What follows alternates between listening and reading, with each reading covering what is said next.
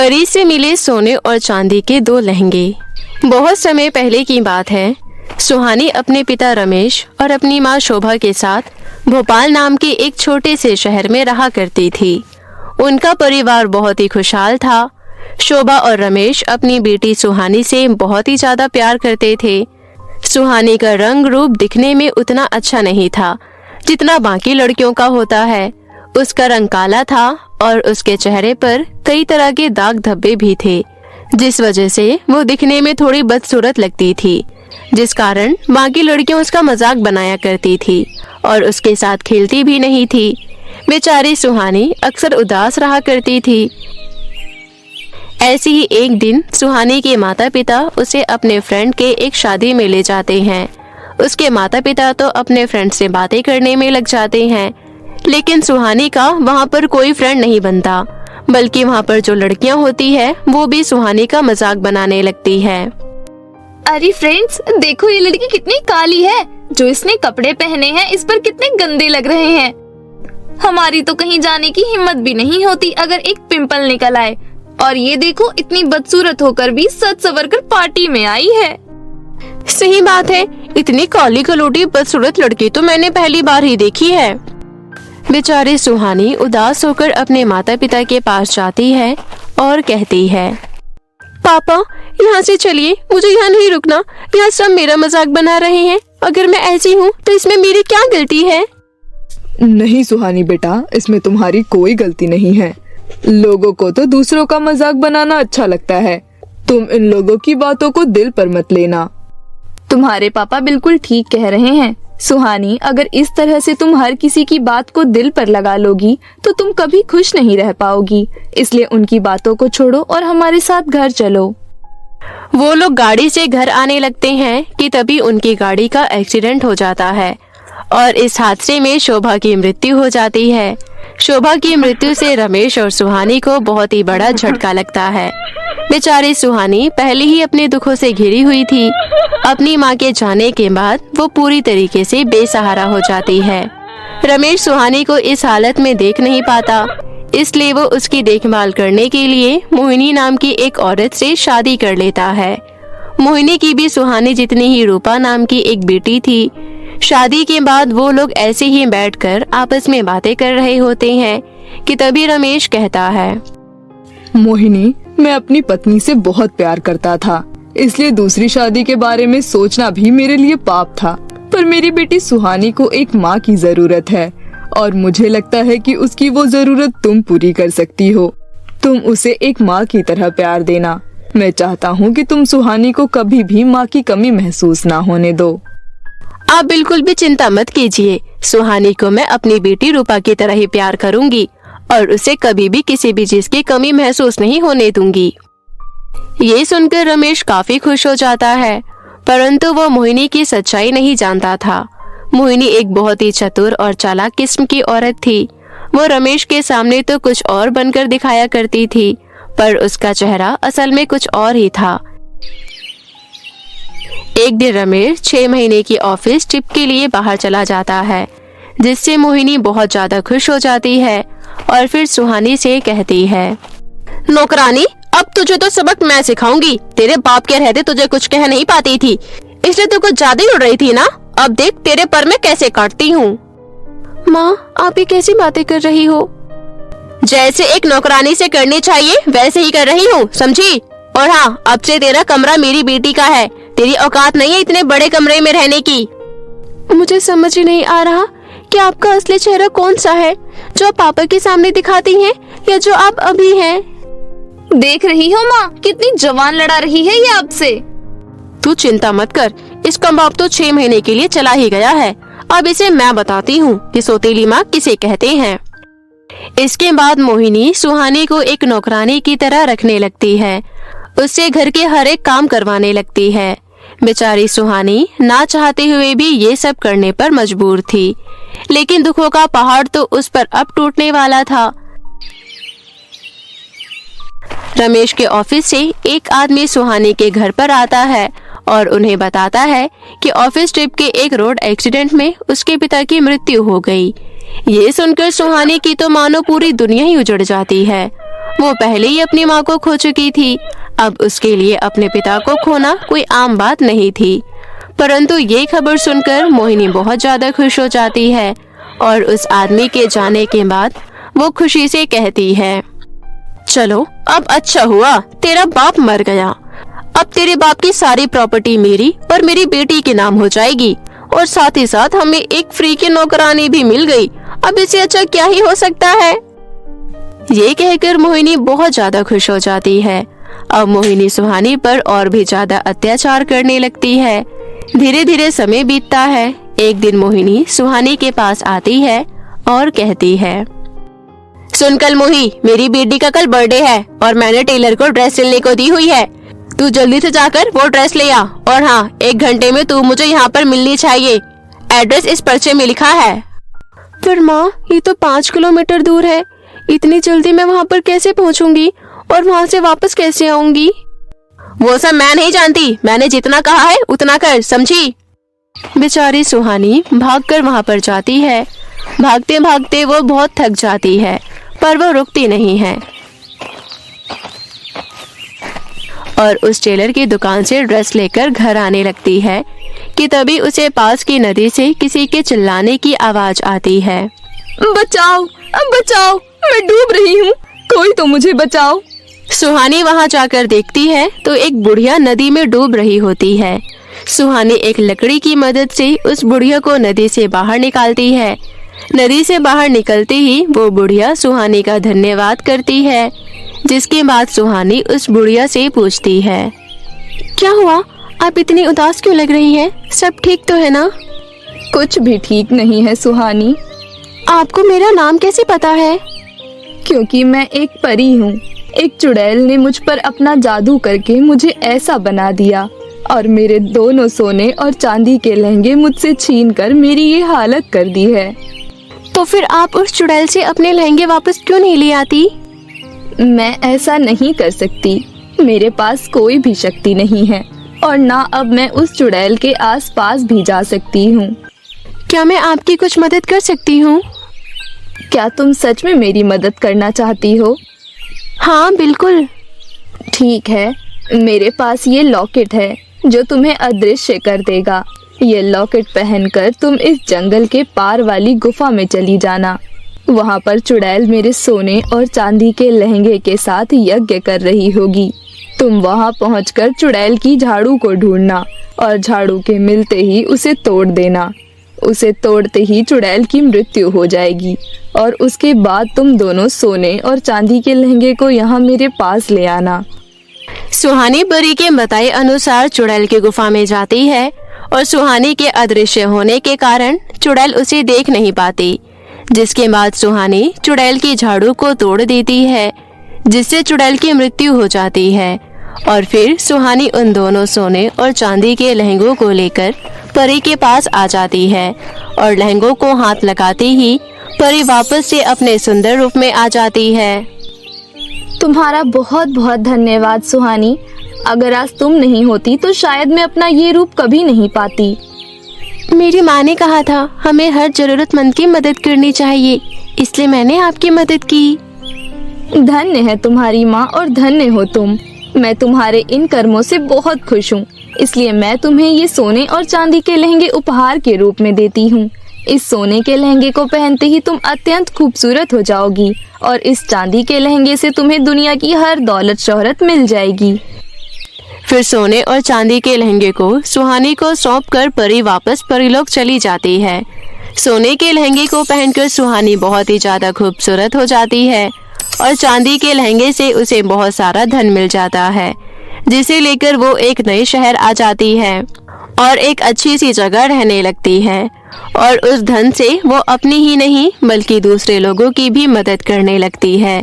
इन सब चीजों का जब एक राजकुमार को पता चलता है तो वो सुहानी से शादी करने की इच्छा जाहिर करता है और फिर उन दोनों की बड़ी ही धूमधाम से शादी हो जाती है। ये बात जब मोहिनी और रूपा को पता चलती है तो वो जलकर राख हो जाती है। ये काली कलूटी इतनी सुंदर हो गई, उसके पास इतना धन दौलत आ गई और अब वो राजकुमार की पत्नी है। ना जाने कैसी किस्मत लेकर आई है। माँ, मैं नहीं चाहती कि सुहानी की बच्ची मुझसे ज्यादा शोहरत प्राप्त कर सके। हमें कुछ न कुछ तो करना ही होगा। हाँ तो चिंता मत कर, मैंने सुना है उसके पास परी के दिए हुए 2 सोने और चांदी के लहंगे हैं और उन्हीं से उसे सब कुछ मिला है। अगर हम ये दोनों वो लहंगे चुरा ले और सुहानी को जान से मार दे तो जो कुछ भी उसके पास है वो सब हमें मिल जाएगा। ये सब सोचकर दोनों माँ बेटी खुश हो जाती है और राजकुमार के महल में पहुँच जाती है, जहाँ पर सुहानी अपने कक्ष में सो रही होती है। मोहिनी खंजर लेकर सुहानी के बिस्तर तक पहुँचने ही वाली होती है कि तभी सोने और चांदी के लहंगे में से छोटे छोटे बिच्छू निकलते हैं और वो बिच्छू मोहिनी और रूपा को डंक मार देते हैं, जिस वजह से मोहिनी और रूपा की दर्दनाक मृत्यु हो जाती है और उन्हें उनके किए की सजा मिल जाती है और सुहानी अपने राजकुमार के साथ हंसी खुशी जीवन बिताने लगती है। जादुई 3 कुआं। बहुत समय पहले की बात है। मोहनपुर नामक एक गांव में आशा नाम की लड़की अपने पिता किशन और अपनी माँ सरिता के साथ रहती थी। उनका परिवार बहुत ही खुशहाल परिवार था, लेकिन एक दिन आशा की खुशियों को किसी की नजर लग गई थी। एक कार हादसे में आशा के माता पिता का निधन हो गया था। किशन और सरिता की मृत्यु के बाद आशा की जिंदगी में दुखों का पहाड़ टूट पड़ा था। आशा बहुत रोती थी। एक दिन आशा के बड़े पिताजी आशा को लेने के लिए आते हैं और उसे कहते हैं, आशा बेटी, किशन और सरिता की मौत का तो मुझे बहुत दुख है। बेटी, तुम मेरे साथ मेरे घर चलो, अब तुम वहीं पर ही रहना। ऐसा कहकर आशा के बड़े पिताजी उसको अपने घर ले जाते हैं। आशा के बड़े पिताजी के परिवार में उनकी पत्नी रेखा और 2 बेटियां थी, सोना और मोना। जैसे ही आशा अपने बड़े पिताजी के साथ घर में आती है तो रेखा आग बबूला हो जाती है और अपने पति से कहती है, अरे आप इस अनाथ को हमारे घर में क्यों लेकर आई हैं?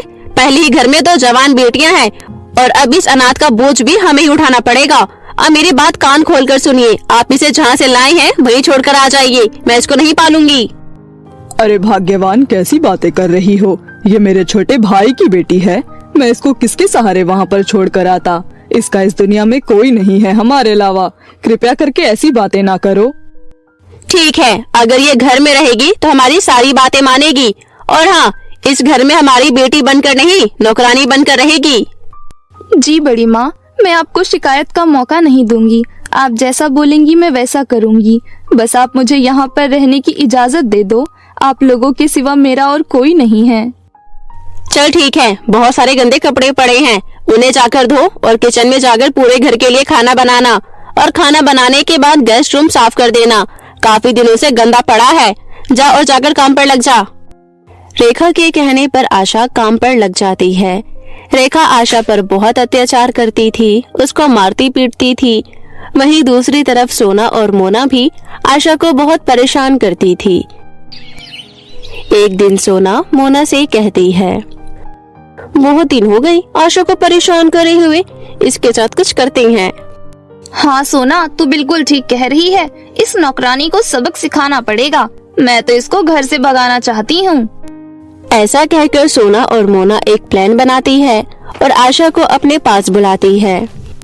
सुन गवार लड़की, मेरे लिए स्वादिष्ट खाना बनाकर लेकर आ, और हाँ, मोना का भी फेवरेट खाना बनाकर लेकर आ, और उसके बाद मेरे कपड़ों पर इस्त्री भी करनी है। थोड़ी देर बाद आशा सोना और मोना का मनपसंद खाना लेकर आती है, लेकिन दोनों ने पहले से ही प्लान बना रखा था। जैसे ही आशा खाना देकर वापस जाएगी, वैसे ही वो दोनों खाने में मिर्च मिला देंगी और अपनी माँ को बुला लेंगी। देखिए ना माँ, ये आशा हमें मारना चाहती है।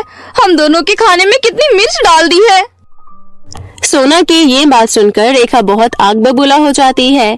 तभी रेखा आशा को अपने पास बुलाती है और कहती है, क्यों रे आशा की बच्ची, तूने मेरी दोनों बेटियों को मारकर ये जायदाद अपने नाम करना चाहती है क्या? रुक, तुझे अभी बताती हूँ। ऐसा कहकर रेखा वो मिर्ची वाला खाना आशा को खिला देती है। सोना और मोना ने खाने में बहुत ज्यादा मिर्च डाल दी थी। रेखा, सोना और मोना को आशा के ऊपर जरा भी तरस नहीं आता। आशा के ऊपर घर में बहुत अत्याचार होता था, इसलिए एक दिन आशा घर से भाग जाती है। आशा जंगल की ओर निकल पड़ती है। आशा बहुत ज्यादा रो रही थी। वो रोते रोते जंगल के अंदर जाती ही जा रही थी कि तभी आशा की नजर 3 कुओं पर जाती है। पहले कुएं के पास बहुत सारे हीरे रखे हुए थे और दूसरे कुएं के पास बहुत सारे सोने चांदी रखे हुए थे और तीसरे कुएं के पास एक अपाहिज लड़की बैठी हुई थी और वो मदद मांग रही थी। इसलिए आशा बिना लालच के अपाहिज लड़की के पास वाले कुएं पर जाती है और उससे पूछती है कि उसे क्या चाहिए। मैं बहुत प्यासी हूँ, क्या तुम मुझे इस कुएं से पानी पिला सकती हो, क्योंकि मेरे हाथ नहीं है और मैं पानी नहीं ले सकती। हाँ हाँ, क्यों नहीं, मैं तुम्हें अभी पानी पिलाती हूँ। ऐसा कहकर आशा तुरंत ही कुएं में से पानी निकालकर उस अपाहिज लड़की को दे देती है। वो अपाहिज लड़की पानी पीते के साथ ही एक परी में बदल जाती है और परी आशा से कहती है, बेटी तुम एक बहुत नेक दिल लड़की हो। तुम्हारे सामने हीरे और सोने के 2 कुएं थे, लेकिन तुमने उन पर ध्यान न देकर मुझ पर ध्यान दिया, इसलिए सोने और हीरे के कुएं आज से तुम्हारे हैं। परी की बात सुनकर आशा बहुत खुश हो जाती है। हीरे और सोने की मदद से आशा बहुत अमीर हो जाती है। आशा गरीब और अनाथ लोगों की बहुत मदद करती है।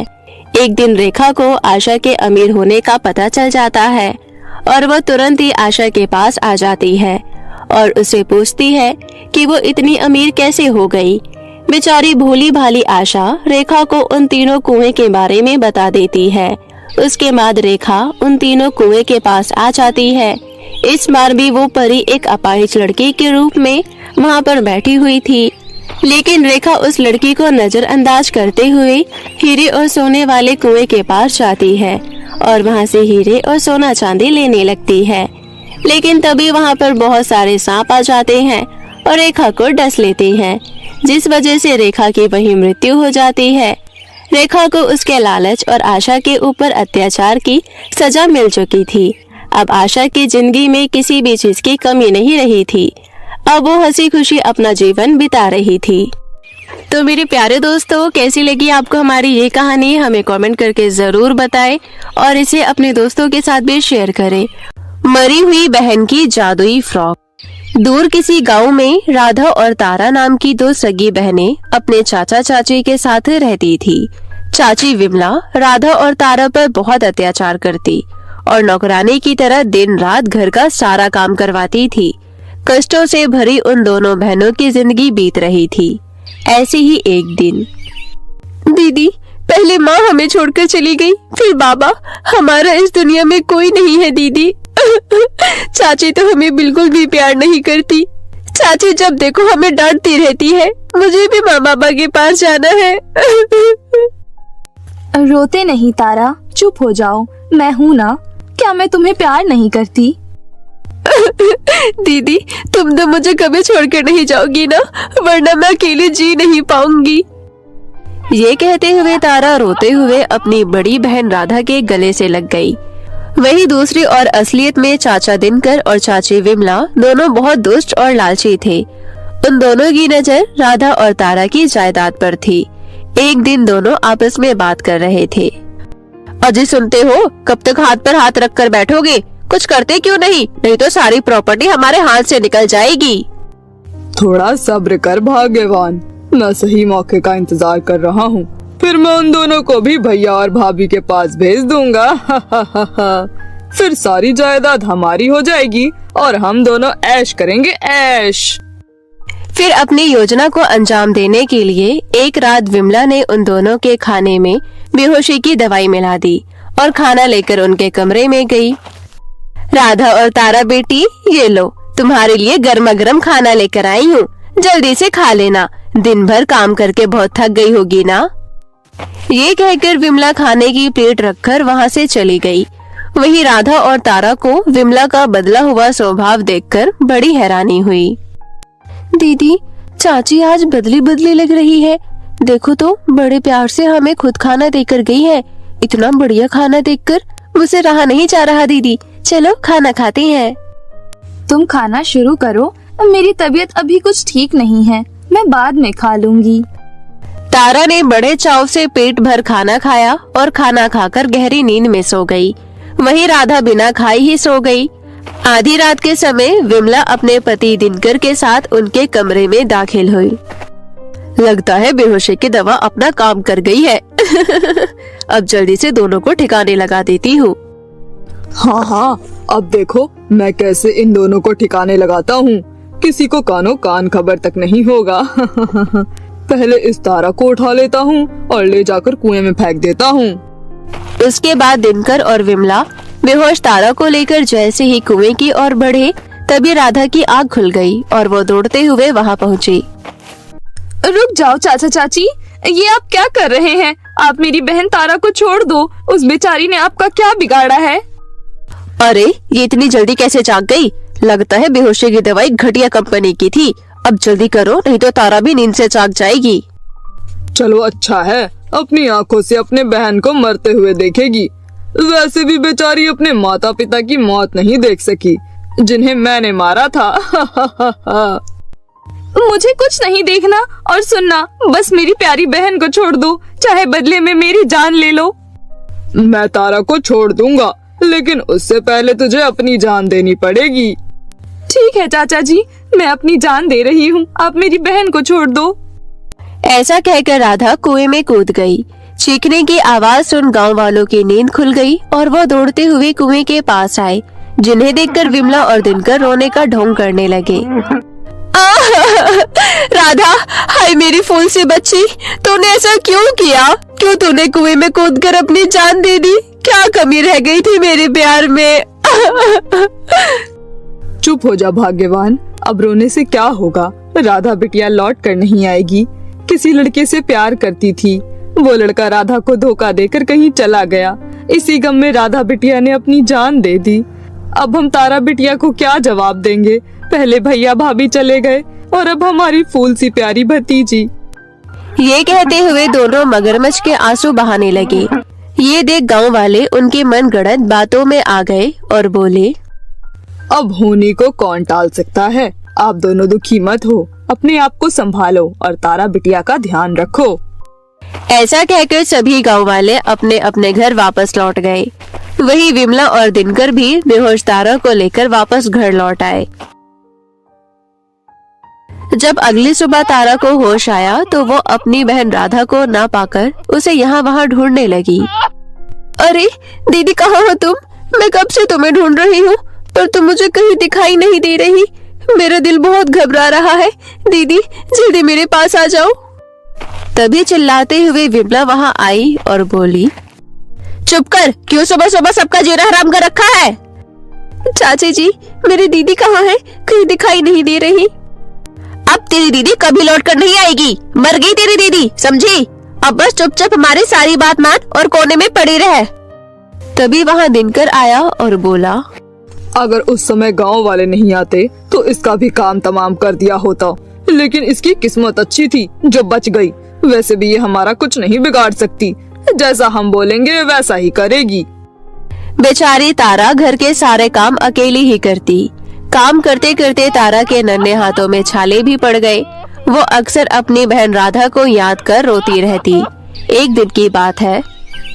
दीदी, तुम कहाँ चली गई मुझे अकेला छोड़कर? चाचा चाची बहुत बुरे हैं, मुझसे घर का सारा काम करवाते हैं, मारते भी है और ना मुझे खाना देते हैं। दीदी, तुम तो कहती थी तुम मुझे छोड़कर कभी नहीं जाओगी। अब आ जाओ, कितने दिन हो गए हैं, पता नहीं मुझे छोड़कर कहाँ चली गई। तुम सुन रही हो ना दीदी? ये कहते हुए तारा रोए जा रही थी। तभी अचानक कमरे में एक तेज रोशनी के साथ एक साया प्रकट हुआ। वो दरअसल मरी हुई राधा की आत्मा थी। तारा, रोना बंद करो मेरी बहन, प्यारी बहन, देखो मैं आ गई। तुम आ गई दीदी? मुझे पता था तुम जरूर आओगी, पर मैं तुम्हें छू क्यों नहीं पा रही? तारा, मैं मर चुकी हूँ, मैं एक आत्मा हूँ। ये कहते हुए राधा उस रात की घटी घटना के बारे में सारी बात बताते हुए बोली, तारा, मेरे पास समय बहुत कम है, मेरा वापस जाने का समय आ गया है, पर तुम अपने आप को कभी अकेला मत समझना। मैं हमेशा तुम्हारे साथ रहूंगी, इस जादुई फ्रॉक के रूप में। लो, ये एक जादुई फ्रॉक है। तुम इस जादुई फ्रॉक से अपनी हर इच्छा पूरी कर सकती हो और दुष्ट चाचा चाची को भी सबक सिखा सकती हो। वो दोनों माँ बाबा के कातिल हैं। इतना कहकर जादुई फ्रॉक तारा को देखकर राधा की आत्मा गायब हो गई। अब तारा जादुई फ्रॉक की मदद से सारे काम मिनटों में कर लिया करती। ये देख विमला को बड़ी हैरानी हुई। अरे, आजकल तारा सारे काम बहुत जल्दी कर लेती है और इतनी खुश भी रहती है। जरूर कुछ न कुछ गड़बड़ है, मुझे इस पर नजर रखनी होगी। फिर एक दिन तारा जब जादुई फ्रॉक से अपने लिए ढेर सारा स्वादिष्ट पकवान मांग रही थी, तब विमला ने उसे देख लिया। ओह अच्छा, तो ये बात है, ये सब जादुई फ्रॉक का कमाल है। तभी कुछ दिन से इसके पैर जमीन पर नहीं है। अभी इसे जादुई फ्रॉक छीनकर इसे जमीन पर पटक देती हूँ। ये कहते हुए विमला तारा के कमरे में दाखिल हुई और बोली, क्यों री, तू अपने आप को ज्यादा तीसमार खान समझती है? चल जल्दी से मुझे जादुई फ्रॉक दे दे। चाची जी, मैं तुम्हें अपनी दीदी की जादुई फ्रॉक नहीं दूंगी। ऐसे कैसे नहीं देगी, मैं भी देखती हूँ। ये कहते हुए विमला ने तारा के हाथों से जादुई फ्रॉक को जैसे ही छीना, विमला का शरीर धीरे धीरे पत्थर बनने लगा। अरे ये क्या, मेरा शरीर पत्थर का बनता जा रहा है। सुनो जी, कहाँ हो, जल्दी आओ यहाँ। विमला की चीखने की आवाज सुन दिनकर दौड़ता हुआ वहाँ आया। ये तुम्हें क्या हो गया भाग्यवान, तुम्हारा शरीर पत्थर का कैसे बन गया? कुछ करो, मैं पत्थर की नहीं बनना चाहती। तभी जादुई फ्रॉक में से आवाज आई, शुक्र मनाओ कि अभी तुम बोल पा रही हो। सिर्फ तुम्हारा गर्दन से नीचे का हिस्सा ही पत्थर का बना हुआ है। ये सब तुम्हारे कर्मों का नतीजा है। सुनो जी, जल्दी से तुम जादुई फ्रॉक को जलाकर नष्ट कर दो। जल्दी करो, वरना पता नहीं जादुई फ्रॉक हमारे साथ क्या क्या करेगी। अब देख क्या रहे हो, जल्दी से इस फ्रॉक को जला दो। अपनी पत्नी विमला की बात मानकर दिनकर जैसे ही जादुई फ्रॉक को जलाने के लिए आगे बढ़ा, तभी जादुई फ्रॉक के जादू से दिनकर के शरीर में आग लग गई। बचाओ मुझे, तुम्हें बचाने के चक्कर में मेरे शरीर में आग लग गई, कोई बचाओ मुझे। और देखते ही देखते दिनकर की जलने से मौत हो गई। इस तरह दिनकर को उसके किए की सजा मिल गई। वही विमला अपने बुरे कर्मों की वजह से पत्थर की मूर्ति में बदल गई। दोनों लालची पति पत्नी को उनके बुरे कर्मों का फल मिल गया। तारा, अब तुम्हारे दुष्ट चाचा चाची तुम्हें कभी परेशान नहीं करेंगे। तुमने चाचा चाची को दंड देकर बहुत अच्छा किया, वो इसी के लायक थे। इन्होंने मेरे माँ बाप को मुझसे छीना और मेरी प्यारी दीदी को भी दूर कर दिया। आज उनकी आत्मा को मुक्ति मिल गई होगी। ये कहते हुए तारा की आंखों से आंसू छलक गए। फिर उस दिन के बाद से तारा अपनी बहन की दी हुई जादुई फ्रॉक की मदद से गरीब अनाथ बच्चों की मदद कर हंसी खुशी अपना जीवन जीने लगी। रानी परी बनी सौतेली माँ। मिनी की उम्र महज 5 साल की थी जब उसकी माँ जानकी चल बसी थी। कुछ दिन बीत जाने के बाद मिनी के पिता रमेश ने शर्मिला नाम की औरत से दूसरा विवाह रचा लिया ताकि मिनी की अच्छे से देखभाल हो सके। लेकिन 2 साल बाद एक गंभीर बीमारी के कारण मिनी के पिता रमेश भी चल बसे। मिनी अब बिल्कुल अकेली हो गई। उसकी सौतेली माँ शर्मिला उस पर अत्याचार करने लगी। वो मिनी से घर का सारा काम करवाती थी, लेकिन खाने के नाम पर वो बासी रोटी देती थी, जिसकी वजह से मिनी की तबीयत धीरे धीरे खराब होने लगी। एक दिन की बात है। अरे करमजली, कहाँ मर गई? सुबह से दोपहर हो गई, लेकिन घर का काम अभी तक खत्म नहीं हुआ। कहाँ मर गई? जल्दी इधर आ। तभी बाथरूम में ढेर सारे कपड़े धो रही मिनी बाहर आई और बोली, क्या हुआ माँ? मैं कब से तुझे आवाज लगा रही हूँ, क्या तुझे सुनाई नहीं देता? सुन, मैं कुछ देर के लिए बाहर जा रही हूँ। मेरे आने तक घर का सारा काम खत्म हो जाना चाहिए, समझी? वरना तेरी खैर नहीं। इतना कहकर शर्मिला तैयार होकर बाहर चली गई। वही मिनी घर के कामों में व्यस्त हो गई। काफी समय बीत जाने के बाद मिनी को बहुत तेज भूख लगने लगी। बहुत तेज भूख लग रही है, क्या खाऊं? माँ ने तो रसोई में ताला लगा रखा है, अब मैं क्या करूं? हाँ, एक काम करती हूँ, माँ की अलमारी में जाकर देखती हूँ, शायद कुछ पैसे मिल जाए, बाहर जाकर कुछ खा लूंगी। ये कहते हुए मिनी ने शर्मिला के कमरे में रखी अलमारी को जैसे ही खोला, तब उसे अलमारी में थोड़े बहुत पैसे रखे हुए मिले। उन पैसों को देखकर मिनी मन ही मन बोली, यहाँ तो केवल 10 रुपए ही है। खैर कोई बात नहीं, और मुझसे और भूख बर्दाश्त नहीं हो रही। माँ के आने से पहले जल्दी से रामू काका की दुकान पर जाकर कुछ खा लेती हूँ। ऐसा सोचकर मिनी अलमारी से पैसे लेकर खाना खाने रामू काका की दुकान पर गई और 2 समोसे खाए। जब वो समोसे खाकर वापस आ रही थी तब उसने देखा उसकी सौतेली माँ शर्मिला गुस्से से लाल दरवाजे पर खड़ी थी। ये देख मिनी बहुत डर गई। तब शर्मिला बोली, इतनी देर से कहाँ मर गई थी? मैं कब से तेरा इंतजार कर रही हूँ। आज जो तूने किया तुझे उसकी ऐसी सजा दूंगी तू जिंदगी भर याद रखेगी। क्यों माँ, मैंने क्या किया? क्या मुझसे कोई गलती हुई है? तुझे क्या लगता है तू मेरी अलमारी से पैसे चोरी करेगी और मुझे कुछ भी पता नहीं चलेगा? अब सच सच बता, तूने अलमारी में से पैसे क्यों चुराए? माँ, मैंने सुबह से कुछ नहीं खाया था। मुझे बहुत भूख लगी थी, इसलिए मैंने अलमारी से 10 रुपए लिए और दुकान में जाकर 2 समोसे खाए। आप मुझे माफ कर दीजिए, मैं दोबारा ऐसा कभी नहीं करूँगी। मिनी रोते हुए अपनी सौतेली माँ से बहुत बार माफी मांगने लगी, लेकिन गुस्से से लाल शर्मिला ने कोने में रखा मोटा डंडा उठाया और मिनी के दोनों हाथों पर मारने लगी। बेचारी मिनी दर्द से कड़ाते हुए बोली, आह आह, मुझे माफ कर दो माँ, बहुत दर्द हो रहा है माँ, मत मारो मुझे। ये कहते हुए मिनी जोर जोर से रोने लगी। अब तुझे जिंदगी भर आज का दिन याद रहेगा कि घर में चोरी करने की क्या सजा होती है। अब अपनी मनहूस शक्ल लेकर यहाँ क्यों खड़ी है? जा यहाँ से। मिनी रोते हुए वहाँ से बाहर चली गई। चलते चलते वो गांव के नजदीक नदी किनारे बैठकर रोने लगी। उसके हाथों में बहुत दर्द हो रहा था। वो बहुत देर तक वहीं पर बैठी रही और अपने माता पिता को याद कर रोने लगी। तभी अचानक मिनी को किसी की कढ़ाने की आवाज सुनाई दी। कोई है यहाँ? प्लीज मेरी मदद करो। आह, मुझे बहुत दर्द हो रहा है। आवाज सुन मिनी बोली, लगता है कोई किसी मुसीबत में है, मुझे जाकर मदद करनी चाहिए।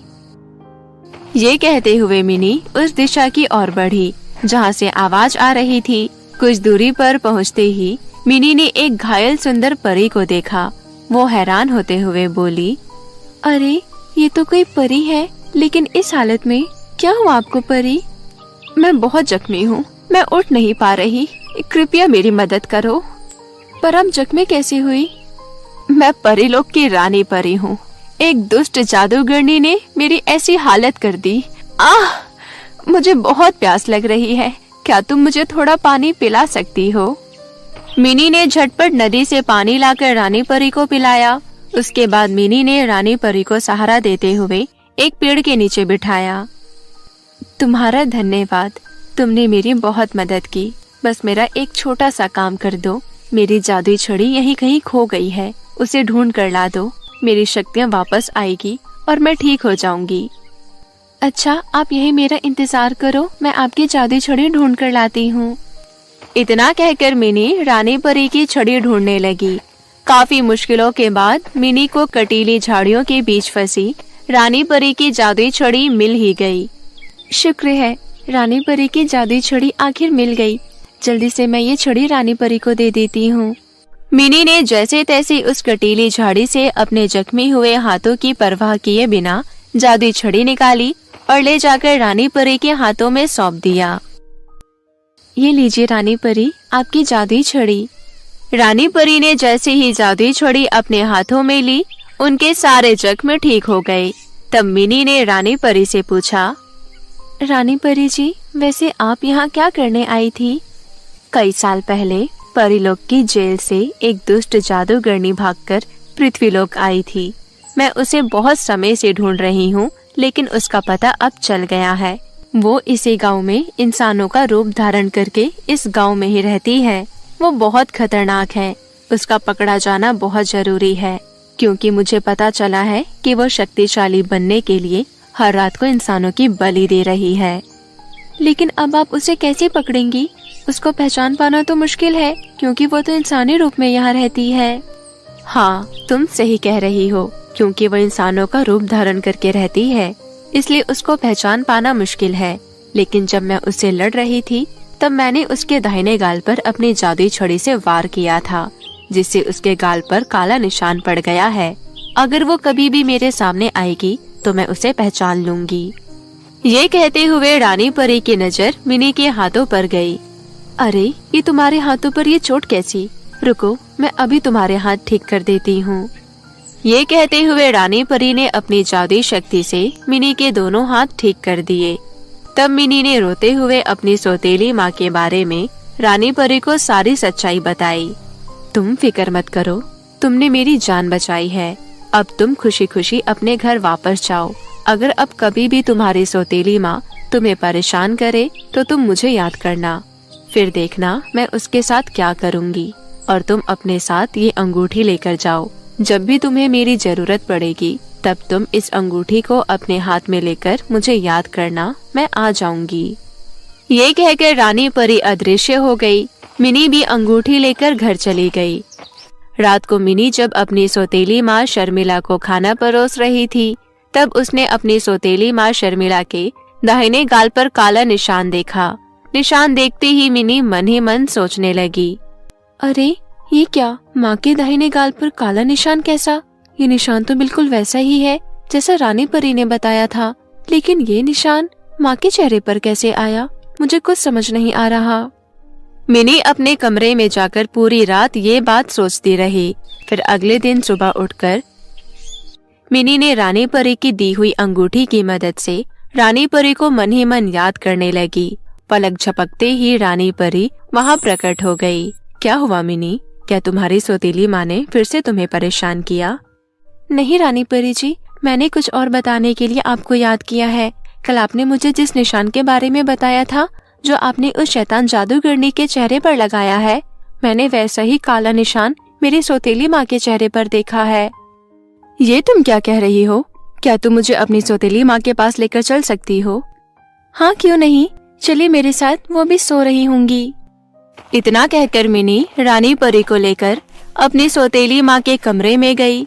जैसे ही रानी परी ने मिनी की सौतेली माँ शर्मिला को देखा, वो पहचान गई कि यही वो शैतान जादूगरनी है और अपनी शक्तियों से सारी सच्चाई पता लगाते हुए मिनी से बोली, मिनी, इस दुष्ट जादूगरनी ने तुम्हारी सौतेली माँ की हत्या कर उनका रूप धारण कर लिया है। ये सुनते ही मिनी बहुत डर गई। मिनी, तुम डरो नहीं, मैं तुम्हें कुछ नहीं होने दूंगी। ये कहकर रानी परी ने अपनी जादुई शक्तियों से उस दुष्ट जादूगरनी को रस्सियों से बांध दिया। तुम्हें क्या लगा था कि तुम उससे बच पाओगी? इतने सारे इंसानों की हत्या करने की सजा तुम्हें जरूर मिलेगी। रानी परी की बात सुनकर शैतान जादूगरनी ने अपना असली रूप धारण कर लिया और अपने आप को आजाद करने की बहुत कोशिश करती है, लेकिन वो अपने आप को आजाद नहीं कर पाई। तभी रानी परी की जादुई छड़ी से एक तेज रोशनी निकली और शैतान जादूगरनी को जलाकर राख कर दिया। तब मिनी बोली, रानी परी जी, आपने इस गांव के बाकी लोगों की जान बचा ली। आपका बहुत बहुत धन्यवाद। पर अब मेरी सौतेली माँ भी नहीं रही, अब मैं बिल्कुल अकेली हो गई। मेरा इस दुनिया में अब कोई नहीं है। ये कहते हुए मिनी रोने लगी। मिनी बेटी, रोना बंद करो। अब से तुम मेरे साथ मेरी बेटी बनकर परीलोक में रहोगी और आज से तुम्हारी सारी जिम्मेदारी मेरी है। अब तुम मेरे साथ चलो, परीलोक चलो।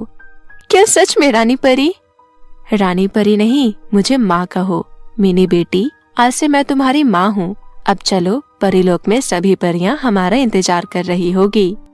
ये कहकर रानी परी मिनी को लेकर परीलोक की दुनिया में चली गई। कुछ दिनों में मिनी वहाँ सभी परियों के साथ काफी घुल मिल गई। मिनी अपनी रानी परी माँ के साथ परीलोक की दुनिया में खुशी खुशी रहने लगी। तो कैसी लगी आपको हमारी ये कहानी? हमें कमेंट करके जरूर बताएं और इसे अपने दोस्तों के साथ भी शेयर करें। और हाँ दोस्तों, अगर आपने अब तक हमारे चैनल को सब्सक्राइब नहीं किया है तो प्लीज जल्दी से नीचे लाल बटन दबाकर अभी कर ले। तो मिलते हैं आपसे फिर किसी नई कहानी के साथ। तब तक के लिए आप अपना ध्यान रखें। धन्यवाद।